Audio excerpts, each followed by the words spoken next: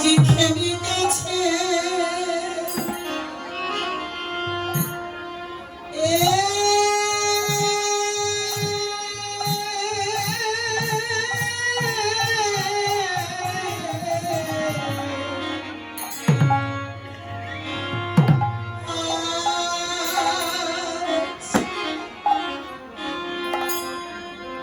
সুরধ্বনিকে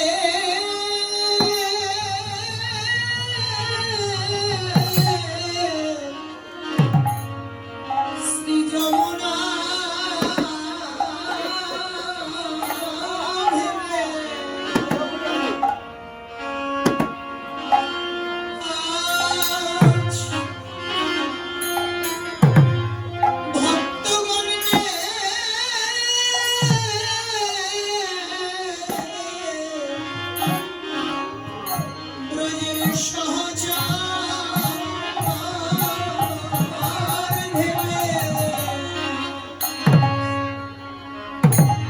খেলিতেছে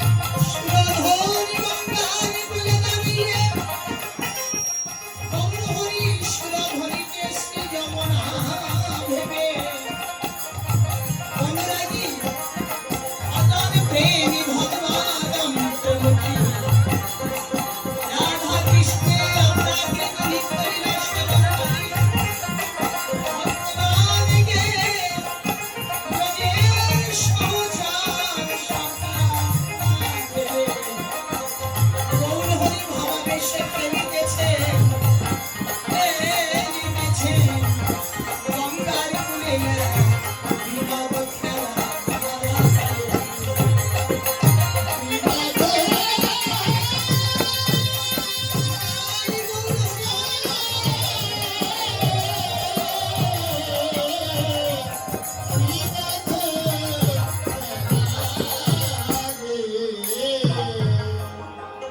সত্য ত্রেতা দাপর তিন যুগে যে খেলা খেলবার কোনোদিন কোনো প্রয়োজন ছিল না।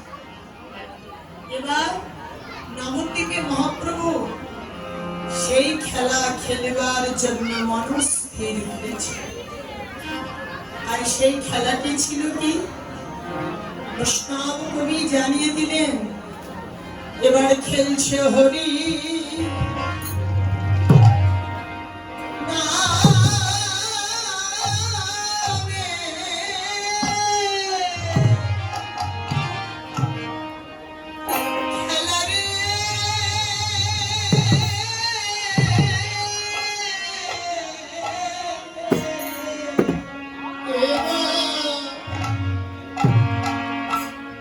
খেলেছেন হরি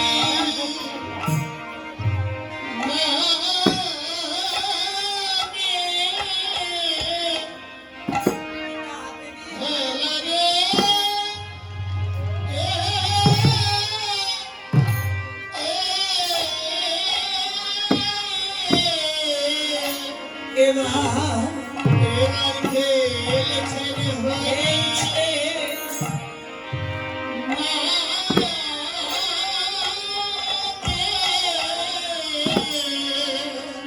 অঙ্গে মাখে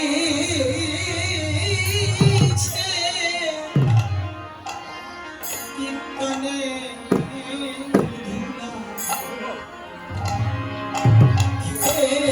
খেলছে হরি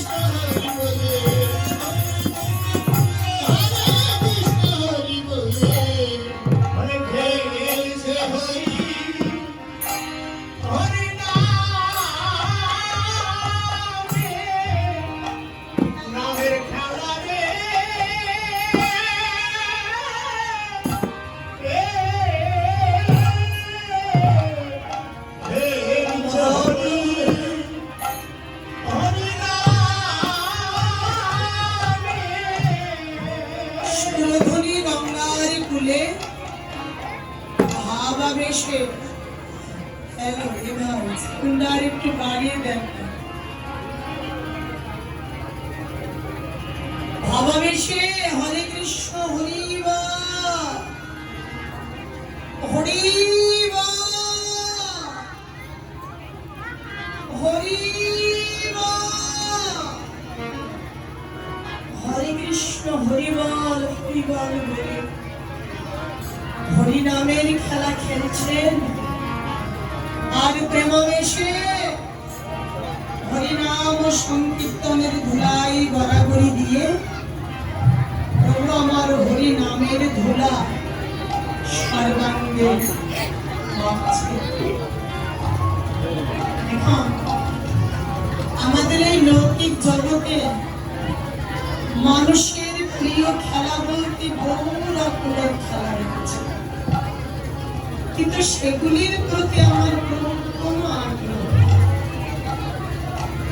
শুধু এবার আগ্রহ হরিনামের খেলার প্রতি। এই হরিনামের খেলাটি প্রভু বেছে নিয়েছে। কেন?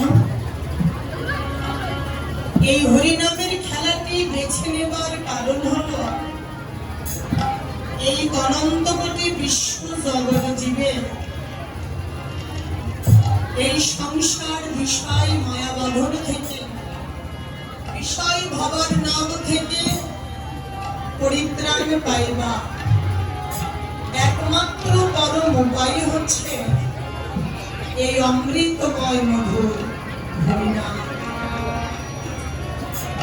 ভগবান শ্রীকৃষ্ণ কৃপা লাভের জন্য মাত্র হরিনামই যথেষ্ট। অন্যান্য যুগে অনেকে অনেক কিছু করে ভগবান শ্রীকৃষ্ণের কৃপা লাভে ধন্য হয়েছে। যেমন সত্য যুগের মানুষ ধ্যান করে শ্রীকৃষ্ণের কৃপা পেয়েছেন, কিন্তু কলিযুগের মানুষ ধ্যানে পাবে না। ত্রেতা যুগের মানুষ যজ্ঞাদি করে পেয়েছেন, কিন্তু কলিযুগের মানুষ, দ্বাপর যুগের মানুষ দান সেবা করে শ্রীকৃষ্ণের কৃপা লাভে ধন্য হয়েছে, কিন্তু কলিযুগের মানুষ পাবে না। ধ্যানে পাবে না কেন? কলিযুগে আয়ুষ্কাল একেবারে হিসেবের মধ্যে পড়ে গেছে। অপরদিকে চঞ্চল মন বিধা সীমিত সময়ে চঞ্চল ভাবে ধ্যান করে শ্রীকৃষ্ণের কৃপা আশা করা যাবে।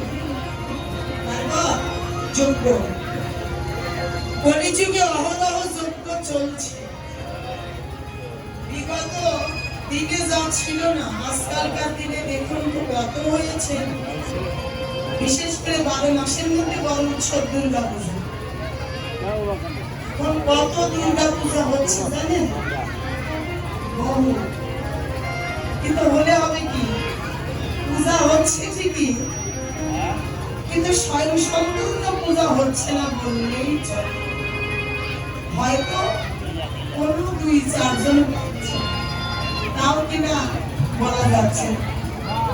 একটি জিনিস দেখবেন, পূজার মন্দিরে ঠাকুর মশাই যখন পূজায় বসে বলবে কানাই কানাই সে কানাই, আমরা বলি কি ঠাকুর মশাই আগে রাতে পানি নাই সেরে দিলুন, আমরা দক্ষিণা ধরি। দক্ষিণা দিয়ে কি আর সব কর্ম সারা যায় না?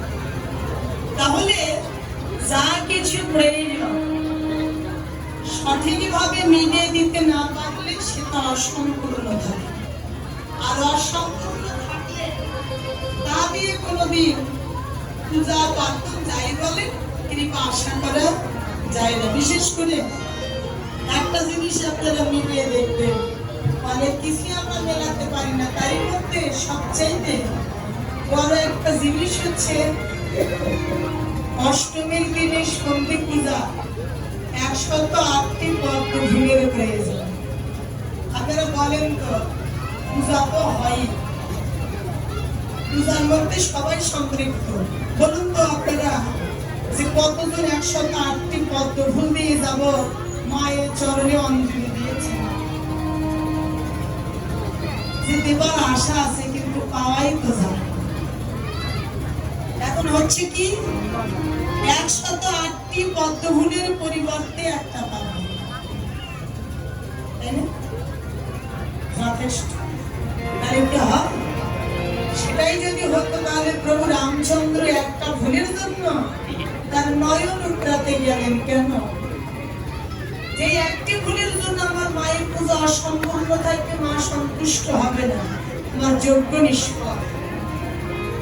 তাই নয়ন যখন উৎরাতে গিয়েছিলেন, মা দশভুজা মূর্তি ধরে বেরিয়ে পড়লেন এবং রামচন্দ্রের হস্তখানা ধরে বলেছিলেন, কি করো রামচন্দ্র পারিয়া, আজ হইতে আইলাম আমি লঙ্কা ছাড়িয়া, আর তোমার চক্ষু পুরানো প্রয়োজন নেই রাম।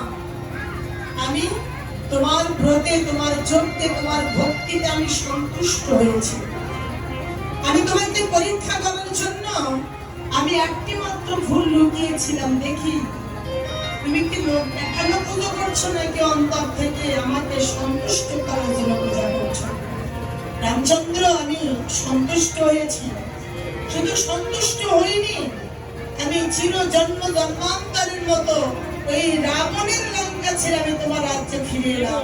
আমি আর তোমায় ছেড়ে, তোমার রাজ্য ছেড়ে আর কোনোদিন কখনো যাব না।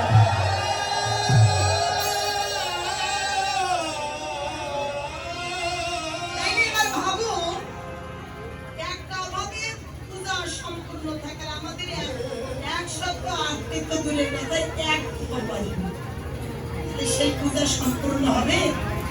মহাপ্রভু ভেবে চিন্তে দেখলেন যে যদি অসম্পূর্ণ থাকে ও দিয়ে কৃপা পাবে না, অতএব তাহলে ধ্যানবাদ, যজ্ঞবাদ, দান সেবা, যে পরিযুগের মানুষ দান সেবা করে কৃপা পাবে না কেন?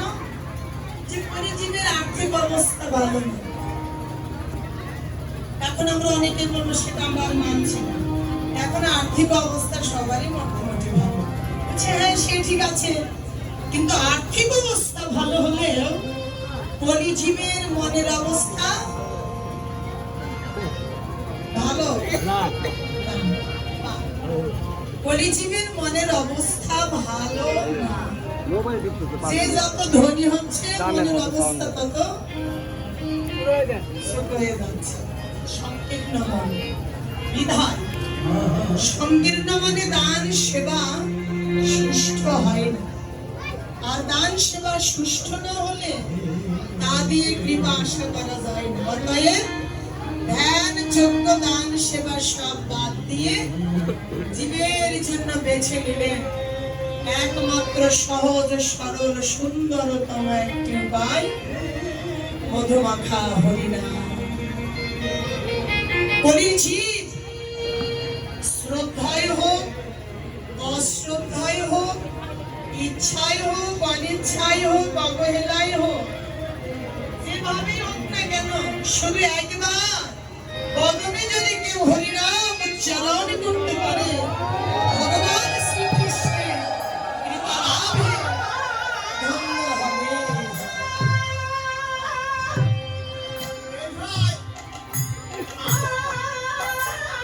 তাহলে দেখো, প্রভু দয়াময় কত সহজ করে এনে দিয়েছেন। আমাইরা তাতেও আমাদের সময় নাই, তাই না? শুধু একবারে যে কোনো প্রকারে বললেই জীবের মুক্তি, কৃপা পাবে, আমরা একবারও বলার সময় পাচ্ছি না। তাহলে এখান থেকে আমরা মুক্তি পাবো কি? আর একটা জিনিস দেখুন, শুধু হরিনাম এনে দিয়েছেন তা না, এই নামের পাশাপাশি জীবকে বললেন তোমরা হরিনাম করো, কিন্তু কোন নিয়ম করে দেন না। যে কোনো সময়, যে কোনো অবস্থায়, যে কোনো জায়গায় বসে যখন তখন তুমি এই হরিনাম করতে পারো। সূচি অসুচি, পবিত্র অপবিত্র, যে অবস্থায় হোক না কেন, নাম গ্রহণ মাত্র জীবের দেহ মন পবিত্র হয়ে যায়। যেখানে বসে আমরা হরিনাম বলবো, শুনবো, ওই জায়গাটাও যদি অপবিত্র থাকে দেখবেন নাম গণ মাত্র ওই স্থানটাও পবিত্র হয়ে যায়। এই জন্য অনেক সময় আমরা অনেকে বলি কীর্তনে যাব, পাঠে যাব, আমার দেহ মন শুদ্ধ নয়, অপবিত্র, পরিবারে অসুবিধা করেছে, যাওয়া যাবে না। কিন্তু না, নামের কাছে আসতে কোনো বাধা নেই।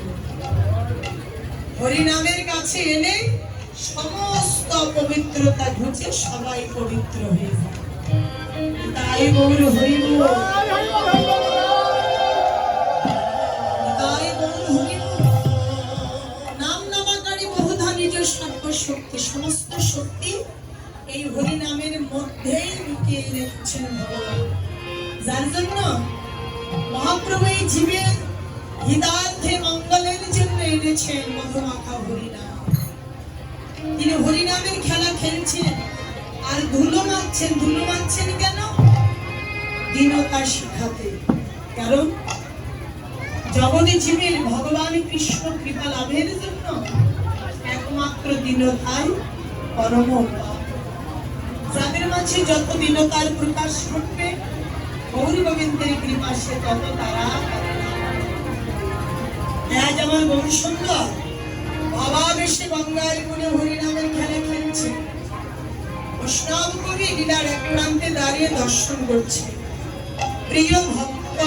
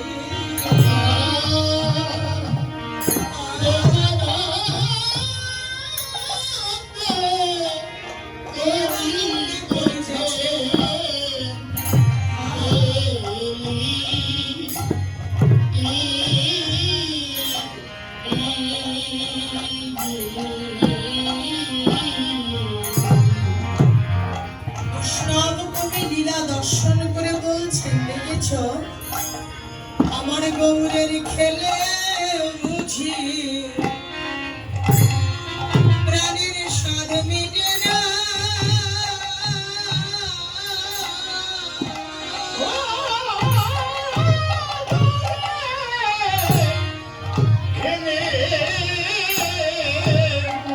খেলেও বুঝি